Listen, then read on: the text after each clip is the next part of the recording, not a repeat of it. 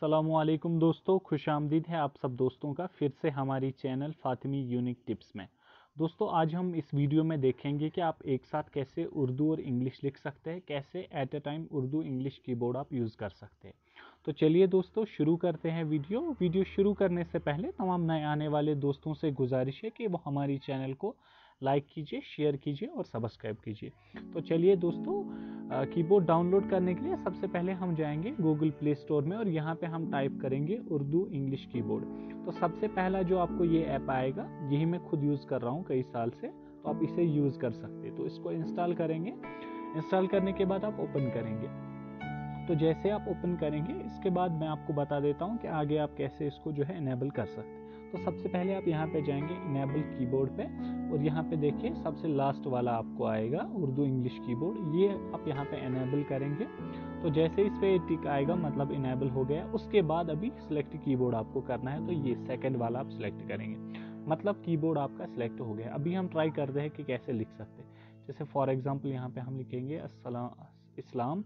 अब हम इंग्लिश भी साथ में लिखना चाहते हैं, इज़ ओके, तो सब यहाँ पे आप जो है स्विच कर सकते हैं, ये बटन पे प्रेस करना है। तो ठीक है दोस्तों, इसके साथ साथ इसमें और एक भी फीचर है कि अगर आप जो है जैसे उर्दू में अस्सलामु अलैकुम, वालेकुम अस्सलाम, खुदा हाफिज, सुबह खैर, ये सब यहाँ पे ऑलरेडी जो है इसमें लोडेड है। तो यहाँ पे आप देखेंगे ये सब टेम्पलेट्स है, आप इन्हें यूज़ कर सकते हैं। और साथ साथ आप थीम भी इसमें चेंज कर सकते हैं। तो थीम यहाँ पे बहुत सारे हैं, आपको जो पसंद आए वो आप डाउनलोड कर सकते हैं। इतना ही नहीं दोस्तों, इस एप्लीकेशन में आप अपना फ़ोटो भी यूज़ कर सकते हैं बैकग्राउंड में। चलिए वो मैं दिखाता हूँ कैसे आप यूज़ कर सकते हैं। सेटिंग पे जाएंगे, यहाँ पे कस्टम थीम पे जाएंगे, फिर चूज़ योर इमेज पे जाएंगे।